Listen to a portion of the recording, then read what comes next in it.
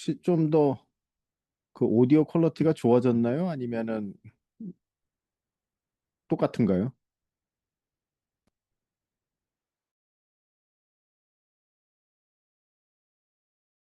좀 더 좋아진 것 같습니다.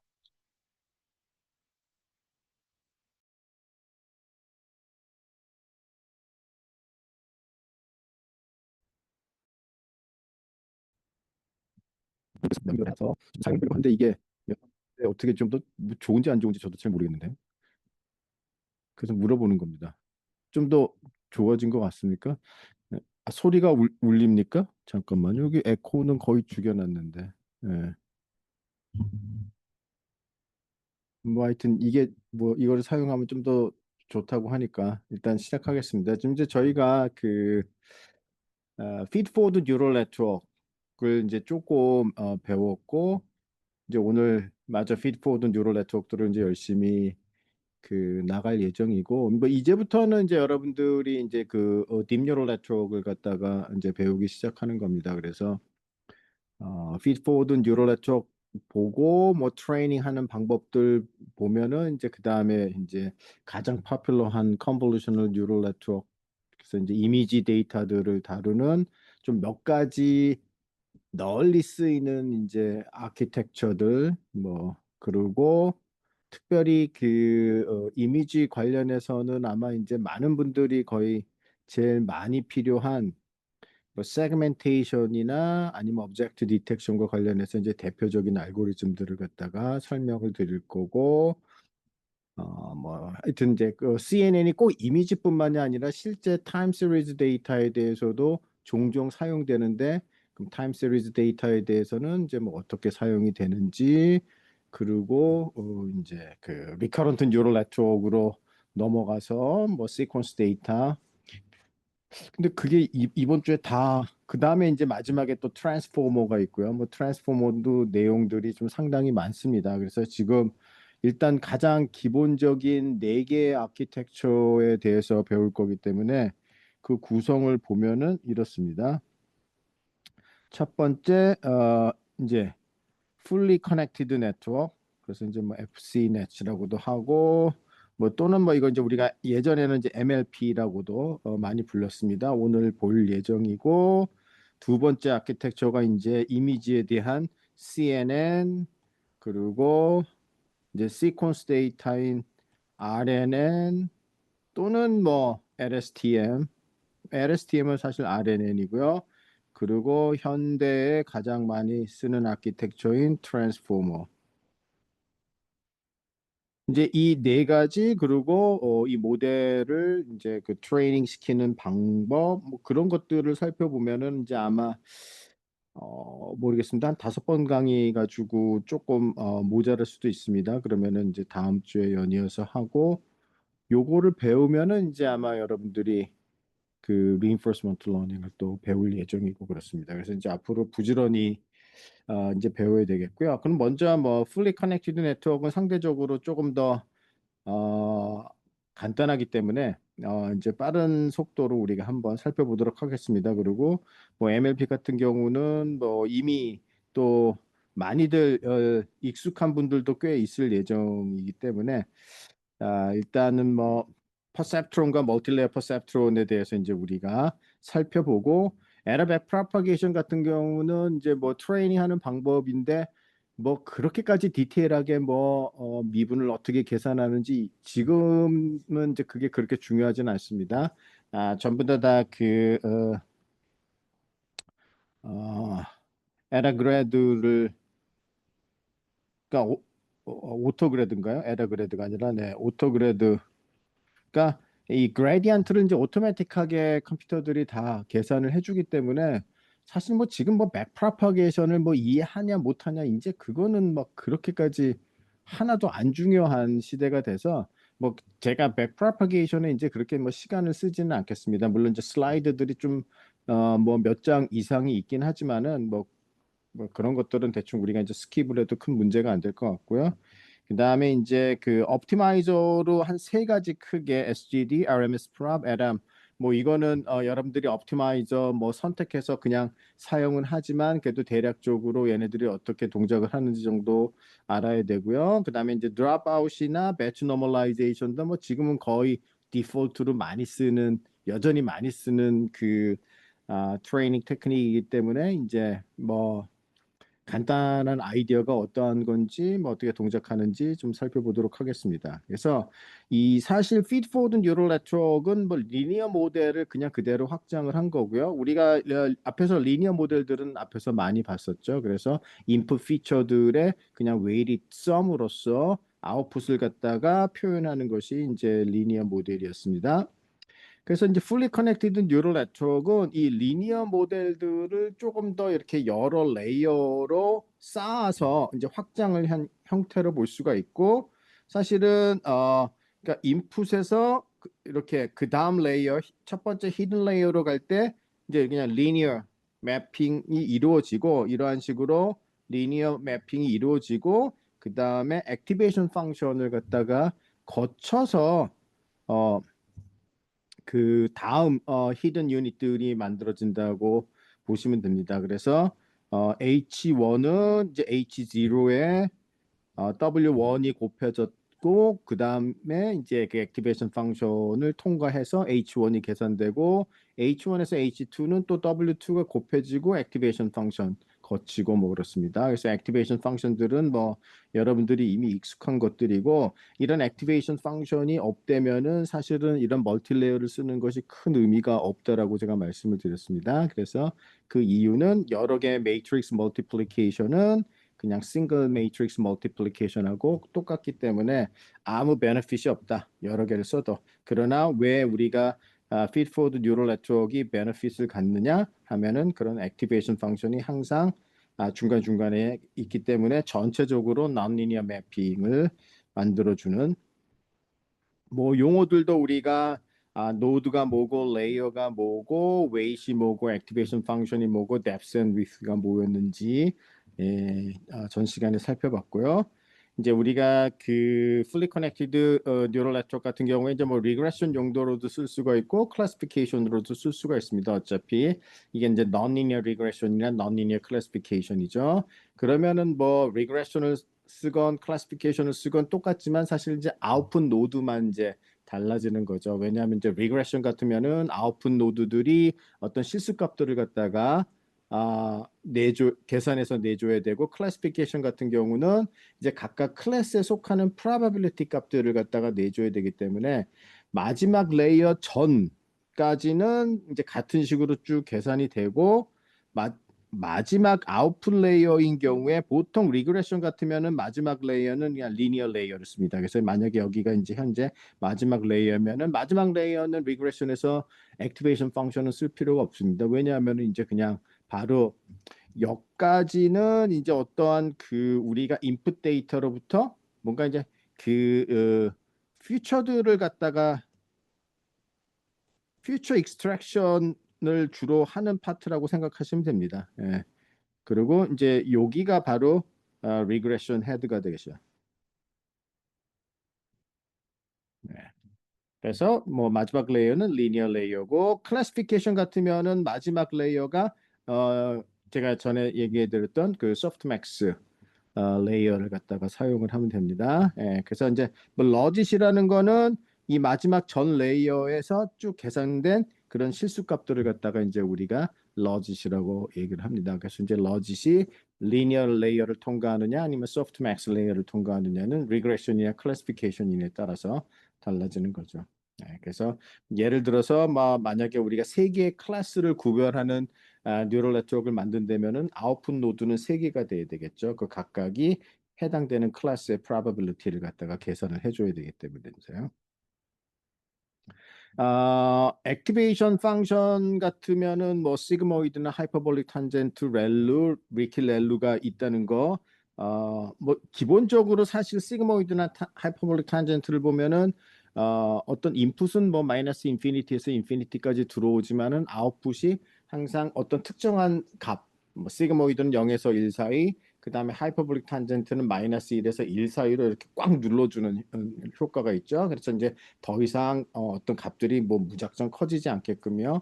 근데 렐루 같으면은 파지티브 인풋에 대해서는 쭉 그냥 리니어하게 증가를 하는 형태를 보입니다. 그래서 사실 예전에는 렐루는 원래는 액티베이션 펑션들은 다 스쿼싱을 갖다가 해주는 용도로 썼기 때문에 렐루 같은 거는 거의 사용을 한 적이 없어요. 뭐 80년대나 90년대, 2000년 전에는. 그래서 이런 거는 별로 적합한 액티베이션 펑션이라고 생각은 안 했지만은 이게 이제 한 2010년 이후에 현대 그 딥러닝으로 오면서는 렐루가 훨씬 더 그 백프로퍼게이션 시에 그레디언트가 사라지는 뭐 그러한 현상들을 상당히 현저히 줄여줌으로써 퍼포먼스를 굉장히 이제 높인다고 알려져 있고 뭐 렐루를 쓰더라도 이 뉴럴 네트워크가 유니버설 어프락시메이터라는 것이 뭐 증명이 되고 하면서 지금은 거의 렐루가 가장 파퓰러해지고요. 렐루에서 조금 문제가 되는 거는 음수가 들어왔을 때는 전부 다 그냥 항상 0으로만 이렇게 만들어 주는데 렉티피케이션 시켜 주는데 이제 이렇게 하다가 보면은 이제 예측을 하기에 많은 노드들 어떤 여러 노드들은 계속 0의 값만 이렇게 내주게 되고 그렇게 되면은 그 노드는 거의 죽어버리는 노드가 돼서 그런 현상들이 발생이 되기 때문에 그거를 좀 방지하기 위해서 0으로 하는 것이 아니라 약간의 슬롭을 줘갖고 네거티브한 값을 갖다가 내게끔 하는 게 리키 밸류인데 프랙티컬하게 보면은 뭐 리키 렐루가 뭐 렐루보다 좋은 것 같지만 그러니까 이론적으로 우리가 생각했을 때 렐루가 조금 문제가 있다고 생각이 되는데 뭐 프랙티컬하게는 사실은 그렇게 큰 문제들이 없어서 여전히 그냥 엠피리컬하게는 렐루를 제일 많이 쓰는 걸로 알려져 있습니다. 예.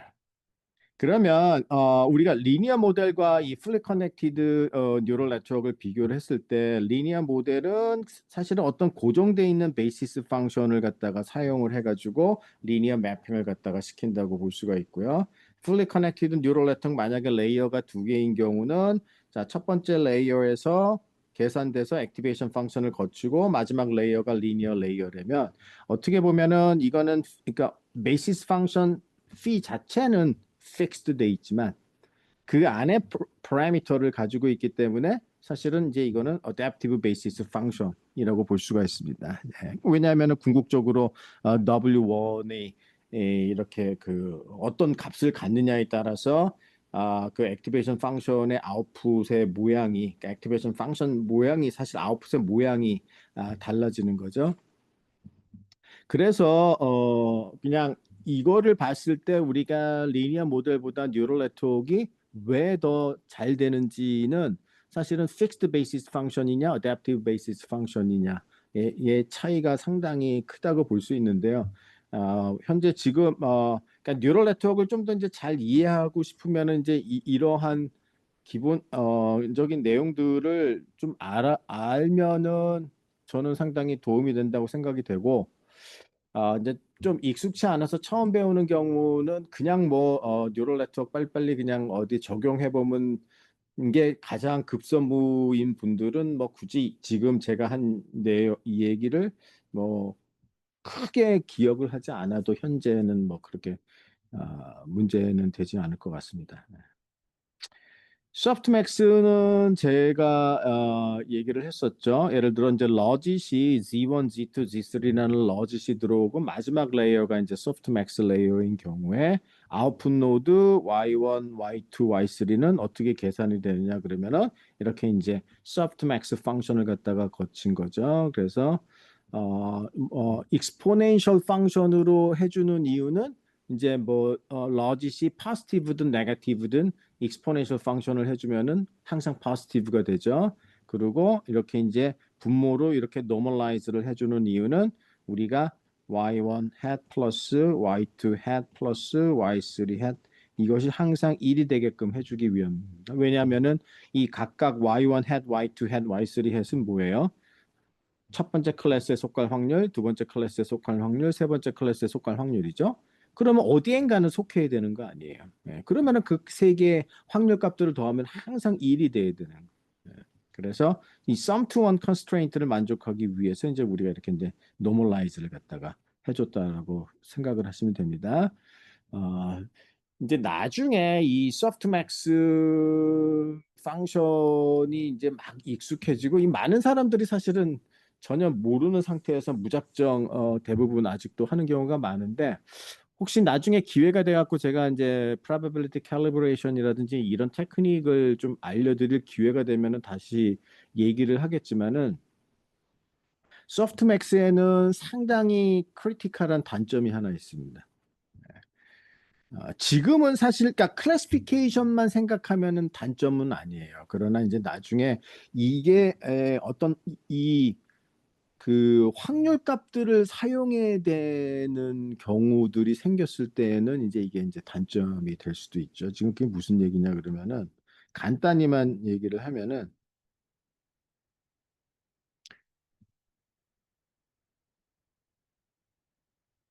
이거는 알아두세요. 이 softmax 펑션은 어떤 문제가 있느냐 그러면은 이거는 scale sensitive하다.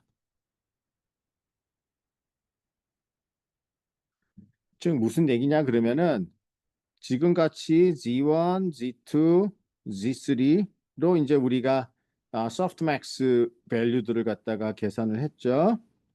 근데 만약에 이 Z1, Z2, Z3가 뭐 그냥 어떤 컨스탄트에 의해서 리스케일 됐을 때 그럼 또 마찬가지로 10Z1, 10Z2, 10Z3 이렇게 됐을 때 이 softmax 밸류는 어떤 영향을 받는지를 여러분들이 한번 생각을 해보세요. 네. 만약에 첫 번째 경우 y1 해시 제일 컸고 y2 해시 그다음 만약에 이러한 어떤 부등호 방향이 있었다. 그러면 이 러짓을 어떻게 리스케일링을 하더라도 이 부등호 방향은 변하지 않습니다. 그렇죠. 제일 큰 놈이 제일 커요. 이제 뭐가 변하나 그러면은 이게 첫 번째는 그러니까 우리가 이제 이거를 y1 hat, y2 hat, y3 hat을 갖다가 보면 만약에 첫 번째 경우가 이렇다면 두 번째 경우는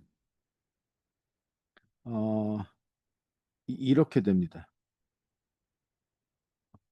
그러니까 이제 거의 굉장히 하나가 더 도미넌트죠. 그러니까 순서는 안 바뀌지만은 이 디스트리뷰션은 바뀌는 거예요. 근데 이제 이게 왜 중요한지 나중에 이런 사실이 굉장히 중요한 문제들이 많은데 그거에 이제 부닥치게 되면은 아, 소프트맥스는 그렇게까지 무조건 믿을 만한 거는 아니다라는. 나중에 때가 되면 제가 다시 얘기를 하겠습니다. 아마 지금은 뭐 그냥 클래시피케이션은 뭐 어떤 값이 제일 크냐를 가지고만 따지는 거니까 뭐 스케일이 어떻게 되든 하나도 안 중요해요. 왜냐하면은 그러니까 Y1, Y2, Y3 중에 어떤 게 제일 크냐? Y1이 제일 커요. 그럼 뭐 라짓이 리스케일 되든 안 되든 항상 그게 제일 크니까 클래시피케이션 할 때는 제일 큰 거를 선택한다. 뭐 그때는 아무 문제는 없습니다. 자, 학습을 보면은 학습은 당연히 이제 우리가 objective function을 선택하고 걔를 최소화하는 방향으로 이제 모든 파라미터들을 갖다가 학습을 해야 되는 거죠. 리그레션의 경우는 보통 우리가 스퀘어 로스를 뭐 이거는 저기 뭐 마찬가지야. 뭐 XG 부스트 우리가 뭐 간단한 그 뭐죠?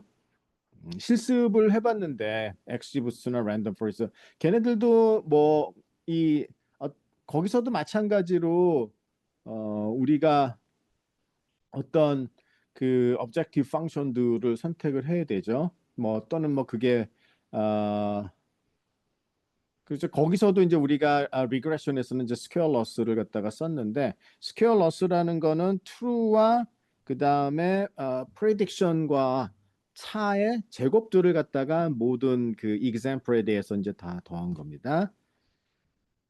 크로스 엔트로피는 이제 우리가 클래시피케이션에서 하는 거고요.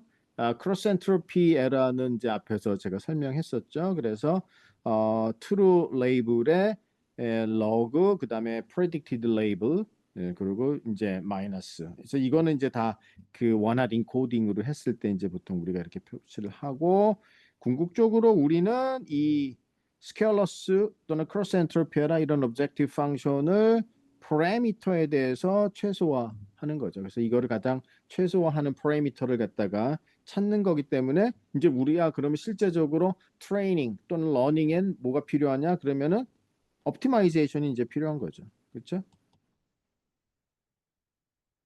이거에서 솔루션을 찾으려면 이제 theta hat은 이거니까요.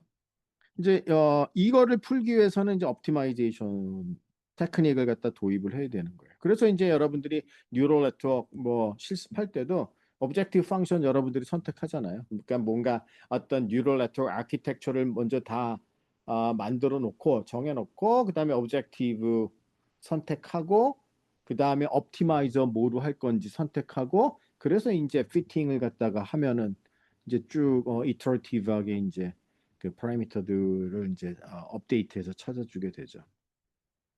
자, 그래서 이제 옵티마이제이션도 상당히 이제 중요합니다. 예. 자, 뭐 여기까지는 뭐 이제 전혀 지금 제가 좀 뭐 빨리빨리 얘기해도 어, 제가 그 소프트맥스에 대해서 질문했을 때 서로 간의 비가 크게 변합니다. 그 이 스케일 센서티브화 되는 거를 알고 계시는 분이 계시네요. 네, 좋습니다. 네. 서로 간의 비가 크게 변합니다. 그게 이제 제가 얘기하고자 하는 거였어요. 네. 자, 이제 간단하게 이게 이제 오래된 테크닉인데 이제 왜냐하면 이제 우리가 뉴럴 네트워크를 이해하려면은 그 전에 이제 어떤 일이 있었는지를 알아야 됩니다. 그래서 이제 퍼셉트론이라는 것이 사실은 어쩌면은 머신러닝의 어떤 정말 어떤 하나의 출발이라고도 볼 수가 있어요. 이 퍼셉트론이라는 거는 이제 리니어 클래시피케이션인데요. 뭐냐 그러면 이제 바이너리 클래시피케이션입니다. 그래서 그림에서 보시다시피 이제 어떤 두 개의 클래스의 데이터들이 있고, 근데 이제 퍼셉트론은 데이터 드리븐 알고리즘이에요. 그러니까 이제 즉 그게 이제 머신러닝이죠. 그래서 데이터로부터 어떤 두 개의 클래스를 구분짓는 디시전 바운더리 또는 뭐 세퍼레이팅 하이퍼플레인을 알고리즘이 찾아주는 거예요. 사람이 찾는 것이 아니라. 그게 이제 머신러닝이죠. 그래서 이제 우리가 이 separating hyperplane은 이제 어떤 리니 하이퍼플레인이니까요. 이제 W 트랜스포즈 X 플러스 B라고 해서 파라미터가 이제 weight vector W와 bias B가 있죠. 이제 decision은 그것이 0보다 크냐 작으냐. 그래서 안에 f of x가 0보다 크면 즉 0보다 큰 쪽은 이쪽이죠. 그러니까 이게 이제 w 트랜스포즈 x 플러스 b가 0보다 큰 쪽이고요. 요쪽이 w 트랜스포즈 x 플러스 b가 0보다 작은 쪽이죠. 네, 그리고 이 decision boundary는 separating hyperplane은 이 식은 뭐예요? w 트랜스포즈 x 플러스 b 이퀄 0. 네. 이런 거는 아마 고등학교 때 배운 내용입니다. 자, 그래서 이제 우리가 그럼 W하고 B를 갖다 찾아야 되는데 이 퍼셉트론은 이제 로젠블랏이라는 사람에 의해서 1956년에 제안이 됐고 이 최초의 이터러티브한 알고리즘이에요. 리니어 바이너리 클래시피케이션을 푸는 제가 아는 한. 네, 네, 네.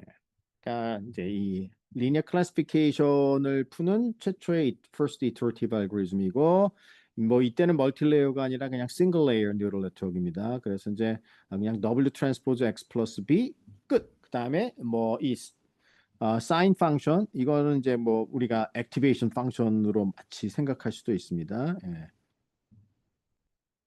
자, 제한된 퍼셉트론은 어떻게 학습이 됐느냐 그럼 이제 온라인으로 학습이 되고 미스테이크 드리븐으로 학습이 됩니다. 그러니까 미스테이크 드리븐이라는 건 뭐냐 하면은 이 알고리즘 모델이 잘못 판단했을 때만 이제 업데이트가 이루어진다는 뜻이에요. 그래서 이제 제대로 디시전을 내리면 뭐 우리가 이제 업데이트를 할 필요가 없죠. 그리고 이제 perceptron convergence theorem이라는 거는 이 알고리즘은 만약에 이 데이터가 linearly separable, 즉 그림에서 보는 것들이 이제 linearly separable한 거예요. 즉 어떤 두 개의 클래스를 갖다가 구분 짓는 하이퍼플레인이 존재하는 경우를 이제 우리가 linearly separable이라고 하는데 이러한 경우에는 알고리즘은 항상 컨버지를 한다는 게 증명이 되어 있습니다. 자, 로젠블랏은 이제 굉장히 뛰어난 분이었었죠. 예, 뉴욕, 브롱스, 사이언스 하이스쿨, 예, 그 브롱스에 있는 과학고등학교 출신입니다. 예.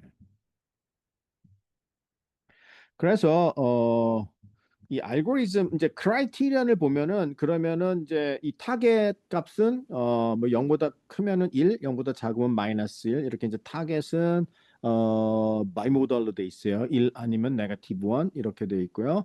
자, 우리는 이 웨이트 벡터 W를 찾고 싶은데 만약에 그 인풋이 클래스 1에 속하면 W 트랜스포즈 X가 0보다 커야 되고요.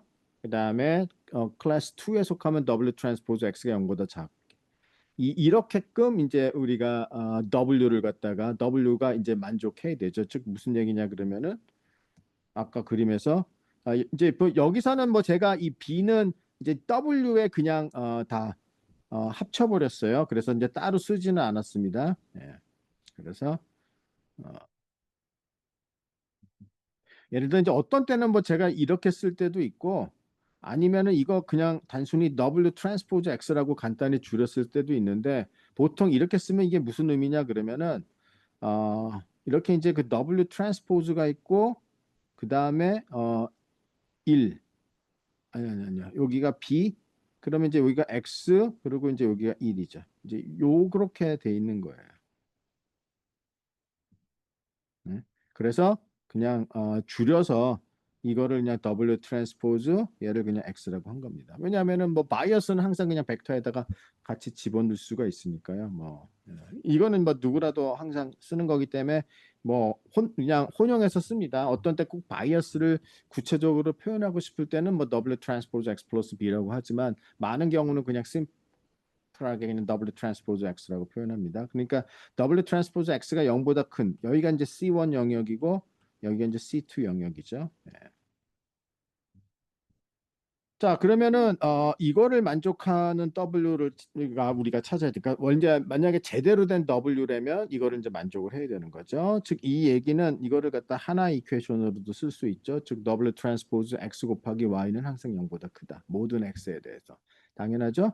어, X가 C1에 속할 때 어떻게 돼요? Y는 1이잖아요. 그 다음에 C2에 속할 때는 Y는 네거티브 1이에요. 그렇죠? 그러면은 파지티브, 파지티브, 네거티브, 네거티브니까 항상 파지티브가 돼야 되죠. 그래서 우리가 오브젝티브 펑션 또는 뭐 에라 펑션이라고 생각하셔도 돼요. 예, 오브젝티브 펑션은 언제 우리 어떻게 했냐면은 그러면 이거를 위반하는 애들 x가 다 에라가 되는 거죠. 그러면은 이제 그게 많아질수록 그러면은 그거를 위반한 애들을 모아놓은 셋을 우리가 m이라고 하겠습니다.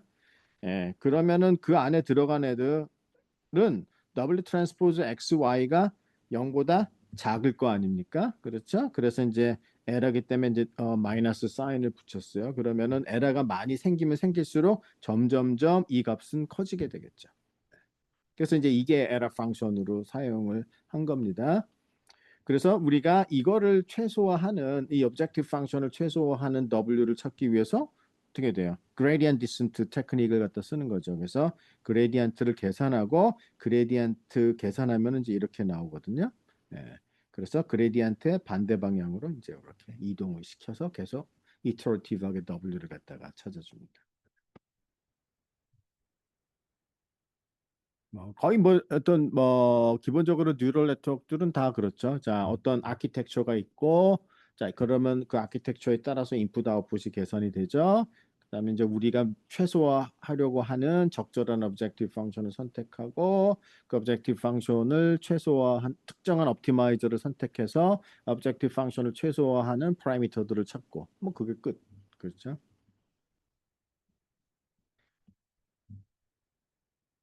그래서 그 퍼셉트론 러닝을 보면은 자 이제 어떤 하나의 트레이닝 샘플을 가지고 옵니다. 자 그래서 걔가 현재 모델이 걔를 제대로 디시전을 내리는지 안 내리는지를 판단합니다. 그래서 그 현재 가지고 온 트레이닝 샘플에 대해서 정확하게 클래시피케이션이 이루어지면은 이건 미스테이크 드리븐이기 때문에 아무것도 하지 않습니다. 만약에 잘못 클래시파이 됐다. 그렇게 되면은 이제 이 W를 업데이트해야 되는데 어떻게 업데이트하느냐? 그러면 그레디언트의 반대 방향으로 즉 그냥 플러스 러닝 레이트 곱하기 x 곱하기 y 이렇게 해서 이제 W를 조금 업데이트를 하는 거예요. 그 다음에 다시 스텝 1으로 가서 또 다른 트레이닝 샘플을 가지고 와서 그럼 이제 이 업데이트된 모델이 제대로 디시전을 내리는지 안 내리는지 해서 제대로 내렸으면 뭐 아무것도 하지 않고 그냥 넥스트 트레이닝 샘플을 또 다시 가지고 와서 판단을 하는 거고 만약에 문제가 있다면은 다시 한번 W를 업데이트하고 그래서 컨버지 할 때까지 이 스텝 1, 2를 갖다가 계속 반복을 하는 이거를 우리가 한번 잠깐 그림으로 보면은 예를 들어 아주 심플한 1D에서 보게 되면은 이제 네 개의 포지티브 클래스, 세 개의 네거티브 클래스, 두 개의 클래스가 있을 때 이니셜 디시전 바운더리가 지금 여기라고 생각을 하겠습니다. 네. 자, 그러면 우리가 어떤 이 트레이닝 example을 갖고 왔을 때 또는 현재 트레이닝 셋에 대해서 사실 뭐 온라인으로 해도 되고 배치로 해도 되고 뭐 크게 문제가 되진 않습니다. 그러면 이제 여기서 얘만 정확하게 클래시피케이션이 되고 얘네들은 이제 미스클래시파이가 되는 거죠. 네. 그러면은 아직 정확 미스클래시파이 되는 애들이 있구나. 자, 그러면은 그레디언트를 계산을 하고 이동을 합니다. 한번 이동을 하게 되면은 이제 이쪽으로 온 거예요. 자, 그럼 이제 여기서 다시 또 미스클래시파이가 되는 애가 있는지 그러면 아직 여전히 이 두 개가 제대로 클래시피케이션이 안 되죠. 예, 그러면은 또 다시 그레디언트에 따라서 이제 업데이트를 하게 되면은 디시전 바운더리가 이제 이렇게 이동을 하고요. 아직도 미스클래시파이 된 애가 있으니까 또 한 번 업데이트를 해서 이렇게 이제 더 이상 미스클래시파이가 된 애들이 없죠. 왜냐하면은 이거 왼쪽에 세 개, 오른쪽에 네 개가 다 이제 구별이 되기 때문에 그럼 이제 여기서 스탑을 갖다가 하게 됩니다. 예. 근데 매번 이 화살표가 뭐 어떻게 움직이느냐? 바로 그레디언트 디센트 방법에 의해서 움직인다는 거를 갖다가 그냥 아, 도식적으로 간단하게 설명을 했습니다. 퍼셉트론 컨버전 티오렘은 뭐 증명을 우리가 굳이 따라갈 필요는 없고요. 핵심은 뭐냐 그러면은 데이터가 linearly separable 하면은 지금 설명드린 그 알고리즘은 항상 제대로 된 separating hyperplane으로 컨버지를 한다. 그러니까 항상 우리가 어떤 그 mistake driven 알고리즘은 항상 제대로 된 decision boundary를 찾아준다. 자, 뭐 요까지 이거는 뭐 제가 그냥 너무 쉬운 내용이고 고전적인 내용이라서 그냥 간단하게만 얘기를 했는데 뭐 이제는 이 정도 얘기는 금방금방 여러분들이 알아들으리라고 생각이 되는데 지금 제가 한 얘기가 잘 이해가 되시나요? 아니면 어떻습니까?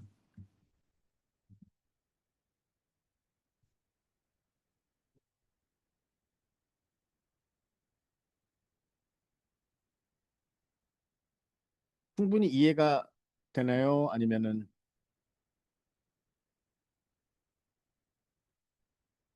아무도 대답이 없으시네요.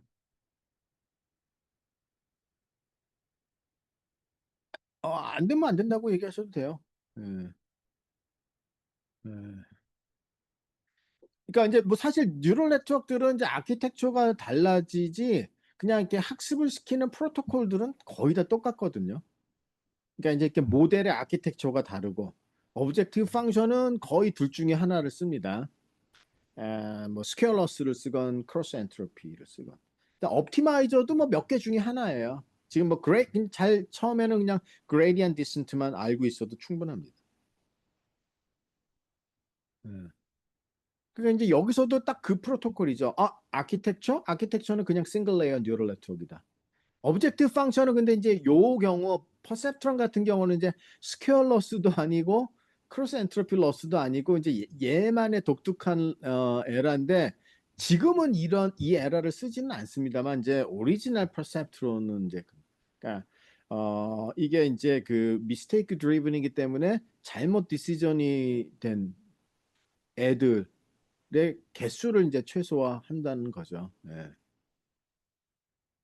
어, 일단 다시 또 요거를 뭐 또 그러니까 이해되는 분들이 대부분일 테고 좀 잘 안 되는 분들은 어, 계속 이제 이러한 식이 나오니까 어, 지금은 조금 안 되더라도 일단은 뭐 진도를 나가도 제 생각에는 크게 문제는 없을 것 같아요.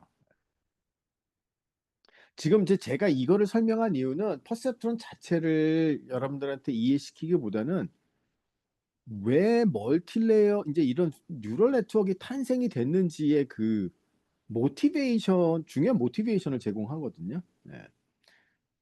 그럼 이제 이때까지 만약에 이해가 안 되는 분들은 딱 이것만 이제 기억을 하죠. 일단 퍼셉트론이라는 거는 바이너리 클래시피케이션 문제를 풀기 위해서 제안이 됐고, 얘는 그냥 이터러티브하게 그 세퍼레이팅 하이퍼플레인을 갖다가 찾아준다. 근데 어떠한 경우냐? 데이터가 애초에 이런 그 세퍼레이팅 하이퍼플레인이 존재를 해야 되는 거예요. 만약에 데이터가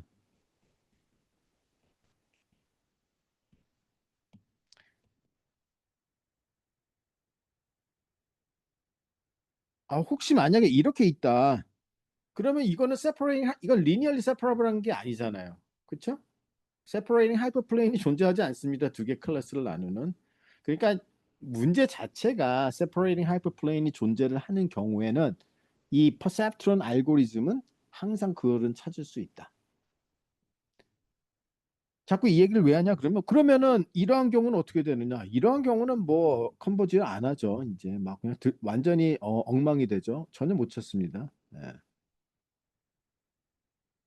그래서 이제 그거를 지적한 게 이겁니다. 퍼셉트론이 나오고 나서 이제 1969년도에 그 퍼셉트론이라는 책을 갖다 퍼블리시하는데 민스키하고 페퍼트라는 두 명이요. 민스키는 뭐 굉장히 유명한 학자입니다. 예, MIT의 교수였었고요, 오랫동안. 이 사람들이 뭐 책에는 이제 상당히 많은 내용들이 있지만은 그 중에 하나 이제 우리가 주목해야 되는 거는 뭐냐 하면 퍼셉트론은 익스클루시브 O 문제도 풀지 못한다. 그래서 이제 굉장히 그 크리티사이즈를 한 거예요. 왜냐하면은 얘는 리니얼리 세퍼러블한 경우밖에는 못 풀잖아요. 근데 실제적인 문제가 항상 그렇게 리니얼리 세퍼러블 하느냐. 안 한 경우가 훨씬 더 많은. 그러니까 이거 어디다 쓰겠느냐는 거예요. 퍼셉트론을. 익스클루시브라는 걸 못 푼다는 건 이겁니다. 그래서 이제 사람들이 떤 생각을 했었냐 그러면은 예를 들어 뭐 AND 게이트 아시죠? 만약에 어떤 바이너리 넘버 0 아니면 1이 들어왔을 때 AND 게이트를 거치게 되면은 어떻게 되느냐 하면은 00이 들어오면은 아웃풋이 0이고 01이 들어와도 0이고 10이 들어와도 0입니다. AND 게이트는 오로지 두 개의 값이 1, 1이었을 때만 아웃풋이 1로 나오죠. 즉 다시 얘기해서 AND 게이트는 두 개의 클래스가 존재하는 거예요. 자, 이러한 하나의 클래스, 이거는 이제 아웃풋이 0이고요. 이러한 하나의 클래스. 즉, 그걸 그림으로 그려보면은 이렇게 이제 두 개의 클래스가 존재를 하죠. 그래서 y가 1인, 그 다음에 y가 0인 애들 세 개의 케이스는 이렇게 되죠. 그럼 엔드 게이트를 우리가 뉴럴 네트워크로도 만들 수가 있어요. 그래서 우리가 이 네 개의 트레이닝 example을 가지고 퍼셉트론을 학습을 시키면 퍼셉트론이 아마 이제 이러한 separating hyperplane을 찾아줍니다. 그러면 이제 여기에 이제 그 퍼셉트론이 있고요. 자, 인풋으로는 이제 이렇게 들어오겠죠. 뭐 0, 0이 들어오면 그러면 아웃풋은 어떻게 돼요? 예. 그러면 이제 실제적으로 00이 들어오면은 아웃풋은 마이너스 1이 나오겠죠. 즉 마이너스 1은 0에 해당이 되는 겁니다. 그러니까 이제 아웃풋은 플러스 1 마이너스 1이 나오겠죠. 지금 퍼셉트론 같은 경우는 그래서 어, x가 이제 이게 이제 C2고 이게 C1이라면 C2에 속하면 x가 C1에 속하면. 그러니까 이쪽에 속하면 이제 네거티브 1, 즉 0이 나오는 거고 이쪽에 속하면 포지티브 1이 나오는 거. 그러니까 뭐 엔드 게이트의 오퍼레이션을 뭐 충분히 이제 퍼셉트론이 하는 거죠. 네. 그런데 익스클루시브 O는 어떻게 되느냐 그러면 0011이 들어올 때와 0110이 들어올 때가 이제 구별이 돼야 되는. 즉 그거를 그림으로 그려보면 여기와 그다음에 빨간색 두 개 포인트. 그럼 이제 이거 같으면은 linearly separable 하지가 않습니다. 그렇죠? 하나의 그 separating hyperplane으로서 이 두 개의 그룹을 나눌 수는 없어요. 이제 이게 그 메인스키하고 페퍼트가 이제 지적을 한 사항입니다. 예. 이것도 못 풀지 않느냐, 퍼셉트론은 맞습니다. 근데 이제 이거를 구별하는 거는 이제 두 개의 하이퍼플레인을 가지고는 할 수가 있습니다. 그렇죠? 지금 제가 그림에 두 개의 하이퍼플레인으로 그려놨어요. 그래서 이제 사람들이 생각을 한 게, 그래, 싱글 하이퍼플레인으로는 이제 안 된다. 그러면 이제 두 개의 하이퍼플레인으로 하자. 어떻게? 그러려면 이제 우리는 레이어를 하나 더 쌓아야 된다. 그래서 뭐냐 하면은 이제 인풋이 x1, x2 두 개가 들어오잖아요. 그래서 이제 h1이 계산되고 h2가 계산되는 거예요.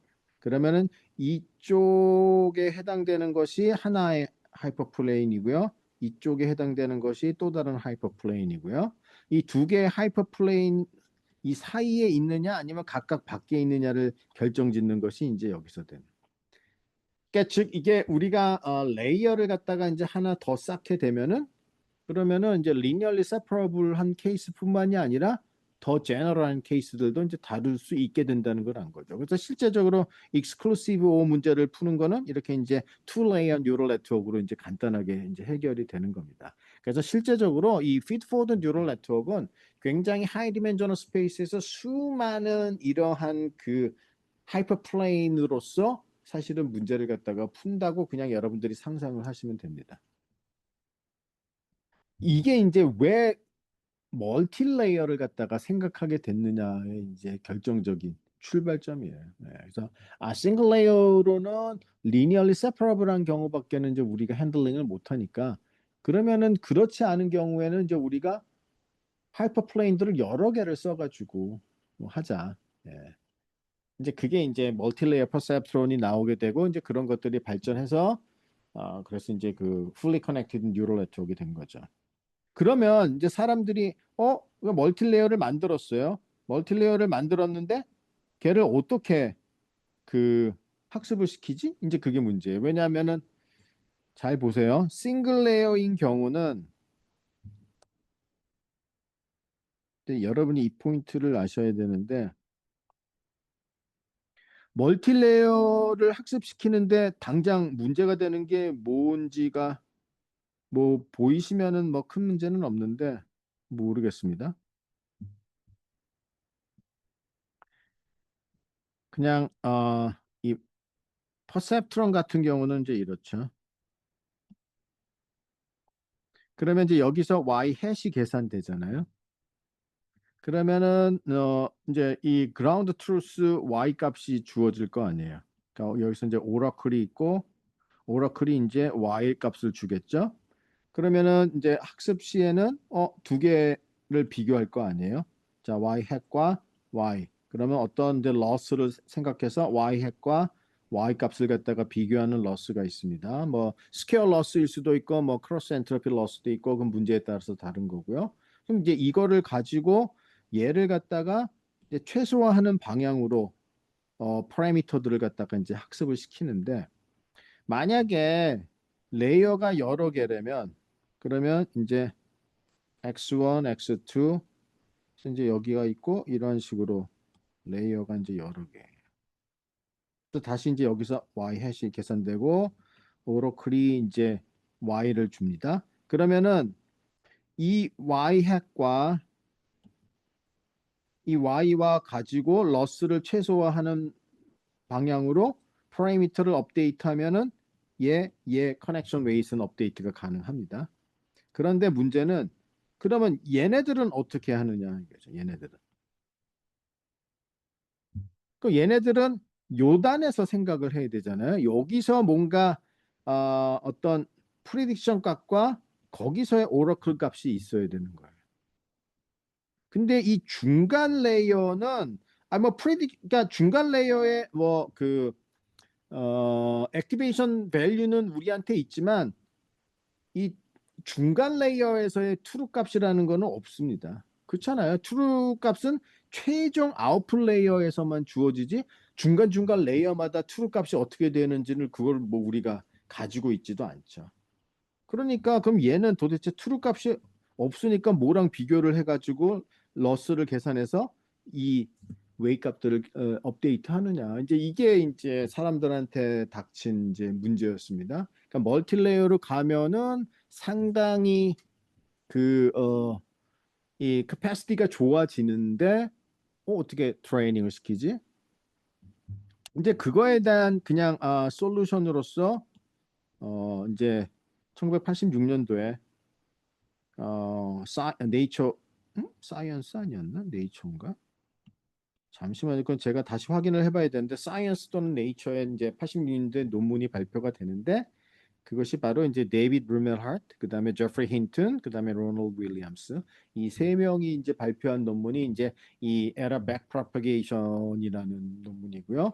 이게 이제 상당히 그 어떤 멀티레이어 뉴럴 네트워크를 학습시키는 그냥 이제 지금까지도 어 디폴트로 사용하는 그런 테크닉이 되죠. 근데 실제적으로 그 뭐 아이디어는 굉장히 스트레이트포워드합니다. 그냥 단순히 우리가 미분 계산을 할 때 그냥 체인 룰을 갖다가 쓰면은 되는 거였고요. 실제적으로 이 백프로파게이션에 대한 기본적인 아이디어는 이 논문 전에도 여러 개의 다른 논문에서 이미 발표가 됐었는데 이제 그 당시에는 그거를 인지하지 못했고 뉴럴 네트워크를 연구하는 사람들한테 에는 가장 임팩트를 줬던 논문이 이 86년도 논문이기 때문에 여전히 이제 이게 그냥 그 백프로파게이션에 대한 대표적인 논문이라고 알려져 있습니다. 그런데 이제 현대 와서는 그 전에도 관련 연구가 있었다는 것들을 사람들이 또 속속 들여서 더 밝혀내고 해가지고 이게 최초는 아니지만 여전히 임팩트가 있는 논문. 네. 그 제프리 힌트는 이제 세컨 오서로 있고요. 이 당시에 86년도에는 제프리 힌트는 굉장히 주니어 리서처였겠죠. 당연히 나이를 보면요. 그때는 이제 그 데이비드 루멜하트가 굉장히 거장이었습니다. 그래서 이 데이비드 루멜하트는 주로 이제 커그니티브 사이언스를 하는 굉장히 유명한 분이었고요. 데이비드 루멜하트의 제자가 훨씬 더 유명합니다. 예. 그래서 보통 이제 저희들이 notorious PhD라고도 하는데 이분의 제자 중에 가장 유명한 사람이 마이클 조던입니다. 그래서 그 머신러닝에서 한 정말 영향력 있는 사람 세명을 뽑으려면은 저는 주저없이 넘버원으로 마이클 조던을 뽑습니다. 근데 이 마이클 조던은 현재는 뭐 버클리 대학의 교수고요. 저기 그 굉장히 유명한 농구 선수 마이클 조던하고 이름이 똑같기 때문에 뭐 혼동이 될 수도 있어요. 예, 그렇지만 그 마이클 조던이 아니고요. 예. 네이처에 게재된 게 맞다고 하네요. 그럼 제가 제대로 기억하고 여기다 썼네요. 감사합니다. 예. 이제 이 마이클 조단은 어마어마한 컨트리뷰션을 하거든요. 그래서 머신러닝을 공부하는 사람들은 정말 그 마이클 조단은 마치 농구에서의 그 마이클 조단을 보는 그런 기분으로 마이클 조단을 봅니다. 뭐 저는 여러 번 뭐 만났었고 저보다는 조금 더 연배가 더 위이기는 합니다만 예. 저도 예전에 혼자 공부할 때는 마이클 조단의 논문 가지고 굉장히 공부를 많이 했습니다. 그때는 책이 없던 시절이어가지고요. 예. 여전히 굉장히 스마트한 분이고 하여튼 그렇습니다. 자, 그래서 이 백프로퍼게이션을 보면은 그냥 기본적인 아이디어만 우리가 잠깐 살펴보고 뭐 미분 계산해서 그 다음에 어떻게 토스하고 또 뭐 어떤 값이 어떻게 되는지 뭐 사실 지금 여러분들이 그거 하나하나 지금 들을 필요는 없으시죠. 네, 아이고 잠깐만요. 이게 또 화면이 멈췄네요. 그럼 멈춘 김에 잠깐 10분간 브레이크를 갖고 백프로퍼게이션 우리가 잠깐 보고 그 다음에 계속 우리가 진도를 나가도록 하겠습니다. 네, 잠깐만 10분간 브레이크를 갖도록 하겠습니다.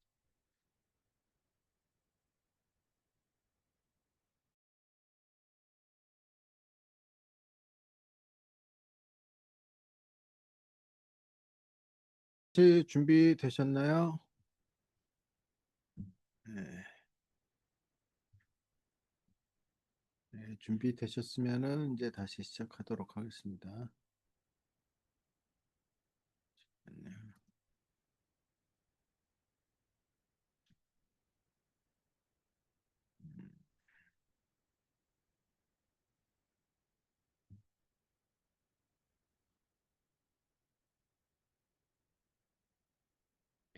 자, 백프로퍼게이션이라는 거는 일단은 이제 우리가 알고 있는 거는 이 모델의 그 웨이트를 그 어떻게 에러 펑션의 그 그레디언트를 구해서 이제 그레디언트 반대 방향으로 이제 파라미터를 업데이트 한다는 거는 이제 우리가 알고 있죠. 근데 이제 그거는 바로 마지막 레이어만 디렉틀리 가능하다는 거예요. 왜냐하면은 거기에서만 이 true value가 주어지기 때문에 에러를 계산하려면은 예측값과 그 다음에 true 값의 뭔가 두 개를 이용을 해서 에러를 갖다 계산을 해야 되죠. 그래서 이거 같은 경우는 마지막 레이어의 가중치인 W3만 에러 그레디언트가 직접 계산이 가능합니다. 그럼 이제 중간 레이어에 있는 W2나 W1에 대한 에러 그레디언트는 이제 우리가 어떻게 계산을 하는 거죠? 에러 그레디언트라는 거는 오브젝티브 펑션에 대한 그레디언트인데요. 그렇죠? 그러니까 중간 레이어에는 어떤 true 타겟 값이 주어지지 않고 마지막 레이어에만 타겟 값이 주어지기 때문에 우리가 이제 그 미분의 체인 룰을 이용을 해서 에러 그레디언트를 맨 마지막 레이어의 에러 그레디언트는 이제 우리가 디렉틀리 계산을 할 수가 있으니까 그거를 계산하고 체인 룰에 의해서 리커시브하게 그 다음 마지막 전 레이어 거 계산하고 전전 레이어 거 계산하고 해서 그 순서가 마지막 레이어부터 반대 방향으로 지금 화살표 빨간 화살표가 그려진 것처럼 반대 방향으로 쭉 에러 그레디언트 값들이 계산이 되면서 순차적으로 파라미터들이 업데이트가 되기 때문에 이걸 이제 백 프로파게이션이라고 부르는. 그 에러 그레디언트가 체인 룰에 의해서 뭐 어떻게 계산이 되느냐? 뭐 그거는 이제 우리가 이런 두 개의 러스가 있을 때 그레디언트 디센트라는 거는 이 에러 펑션의 미분값을 가지고 이제 우리가 파라미터들을 업데이트 하잖아요. 예. 근데 백 프로파게이션은 이런 셈이에요. 그러니까 이거를 보면은 사실은 뉴럴 네트워크는 합성 함수라고 우리가 볼 수가 있죠. 예, 합성 함수가 뭔지 뭐 왜냐하면은 여기서 여기로 가는 게 어떤 함수잖아요.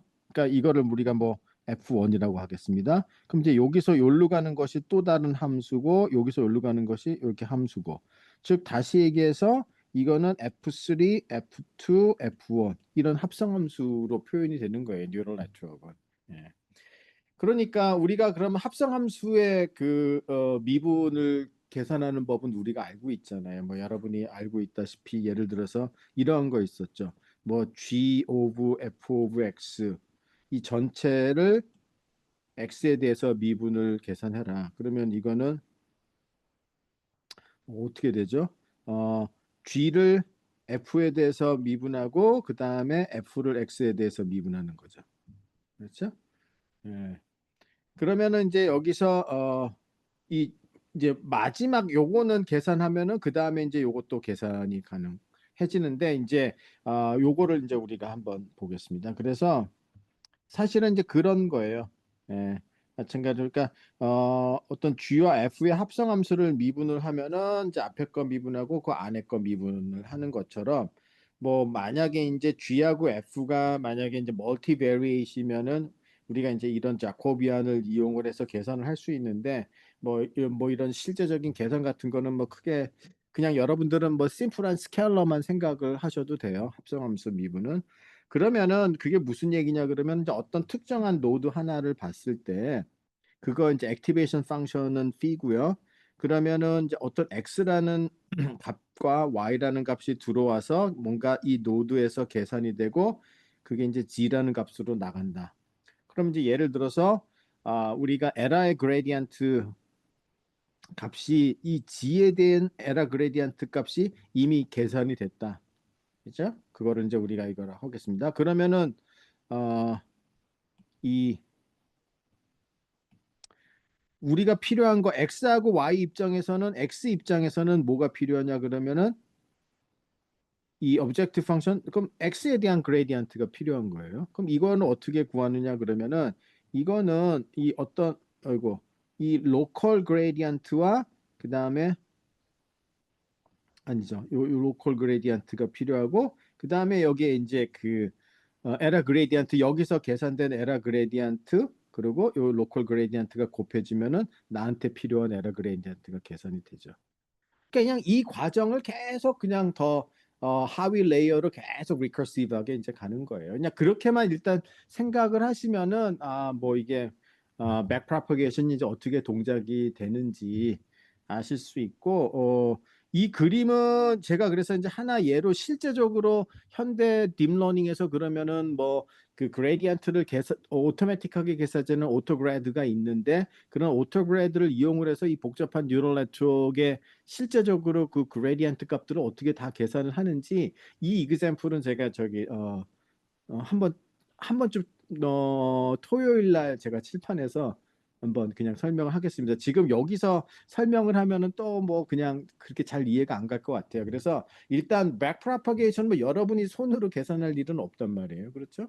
그냥 어차피 뭐 여러분들이 토치를 이용하건 뭐 텐서플로우를 이용하건 어차피 걔네들이 알아서 다 그레디언트는 계산하고 뭐 여러분들이 어떻게 뭐 피팅이 어떻게 되는지 뭐 그런 걸 하나하나 신경 쓸 필요는 없죠. 그냥 여러분은 아키텍처만 지정하고 옵티마이저 선택하고 에러 펑션만 선택하면 끝입니다.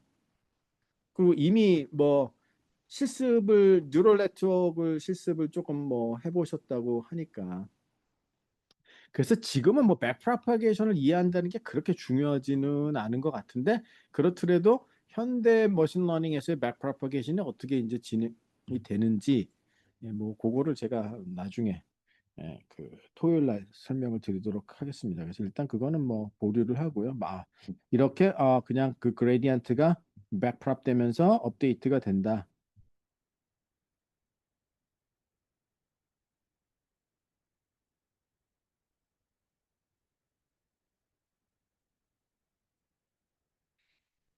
보고 이제 우리가 그 그레디언트를 이용을 해서 이제 업데이트를 할 때 이제 SGD라는 용어를 이제 많이 들어보셨을 거예요. SGD. 이제 그게 그 스토캐스틱 그레디언트 디센트를 지칭을 하는 건데 이제 이런 테크닉을 왜 현대 딥러닝에서 이제 많이 쓰는지 이제 그 이유를 갖다가 이제 알아야 됩니다. 그래서 이제 그거를 위해서 이거 왜 자꾸 넘어가나? 몇 가지 용어들을 갖다가 살펴보겠습니다.